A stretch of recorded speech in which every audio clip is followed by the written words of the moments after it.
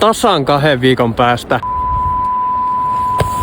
lähdin nyt tänne ulos vähän harjoittelemaan itsensä kuvaamista ja tarkoitus olisi kuitenkin kuvata noita pelipäivän videoita, niin pakko se on varmaan opetella kuvaamaan ihmisten edessä, vaikka täällä nyt ei ketään olekaan. No mistä idea näiden videoiden kuvaamiseen sitten oikein lähti? Pohjustinkin tätä jo vähän tuossa ekalla videolla, minkä julkaisin. Tykkään matkustella, katsoa futista.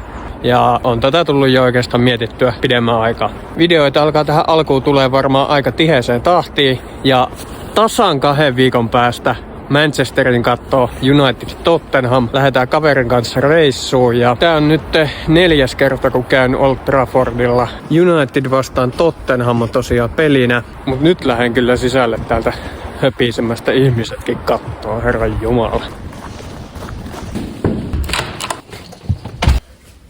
Jatketaan vielä vähän tota juttua, mihin ulkona jäätiin. Eli mitään kokemusta kuvaamisesta, editoinnista, somesta ei ole. Aluksi näitä videoita tulee vanhasta matskusta, eli mitä täällä on nyt jo julkaistu, niin on kuvattu joskus ennen tätä, kun ei ole ollut ideana vielä alkaa näitä videoita tekemään. Tässä on nyt keväällä ja kohti kesäinen tässä tulossa tosi paljon reissuja, ja noista kaikista tulee varmaan video. Pistä tilit seurantaan ja kommentoi vaikka jotain palautetta näistä ekoista videoista.